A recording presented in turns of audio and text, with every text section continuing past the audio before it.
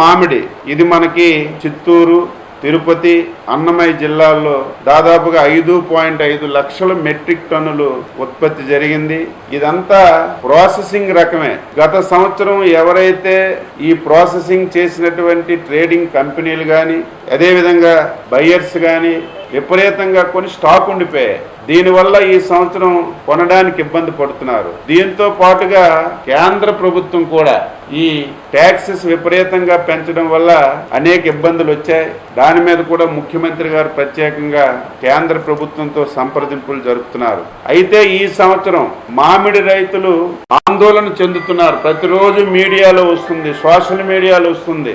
ఈ సంవత్సరం మామిడి కొనే పరిస్థితి లేదు, 6 రూపాయలకి 7 రూపాయలకు అడుగుతున్నారు. చాలా ఇబ్బందిగా ఉందని చాలా మంది రైతులు ముఖ్యమంత్రి గారి దృష్టికి మా దృష్టికి తీసుకొస్తే ఏదైతే ఈ 5.5 లక్షల మెట్రిక్ టన్నుల ఉత్పత్తి ఉందో దాన్ని ఈవేళ ముఖ్యమంత్రి గారి సమీక్షలో స్పష్టంగా మేము నిర్ణయం తీసుకున్నాం. తప్పనిసరిగా 12 రూపాయల కంటే 1 పైసా తక్కువ రాకూడదు. ఇప్పటికే ఏవైతే ట్రేడింగ్ కంపెనీలతో ప్రాసెసర్తో మాట్లాడాం, మేము ఆ రేటుకి కొనలేమండి, ఎట్టి పరిస్థితుల్లో మేము 7-7.5 కంటే ఎక్కువ మేము కొనలేమని స్పష్టంగా చెప్పారు. అయినా సరే మేము ఒక డెసిషన్ తీసుకున్నాం.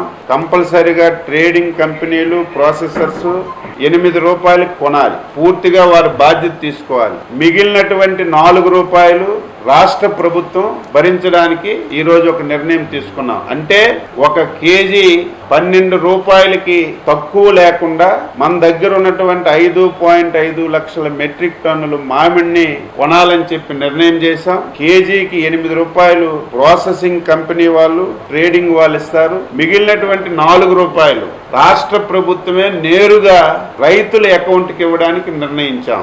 అయితే ముఖ్యమంత్రి గారు స్పష్టంగా రైతులు, ట్రేడింగ్ కంపెనీలు, ప్రాసెసర్స్ తప్పనిసరిగా రిజిస్ట్రేషన్ చేసుకోవాలి. రిజిస్ట్రేషన్ చేసుకోకుండా కలగూర గంపలాగా అంతా మేమే తెచ్చాం, ఇక్కడి నుంచి వచ్చిందంటే దీనికి మంచి విధానం కాదు. మేము కలెక్టర్ గారికి ఆదేశాలు ఇచ్చాం. స్పష్టంగా రిజిస్ట్రేషన్ చేసుకుంటే కంపెనీ వాళ్ళు 8 రూపాయలు ఇస్తారు, మేము 4 రూపాయలు ఇచ్చి తప్పనిసరిగా మామిడినంతా కూడా రాష్ట్ర ప్రభుత్వం కొనడానికి సిద్ధపడింది. దీనికి 100 నుంచి 150 కోట్లు రాష్ట్ర ప్రభుత్వానికి ఖర్చు అవుతుంది.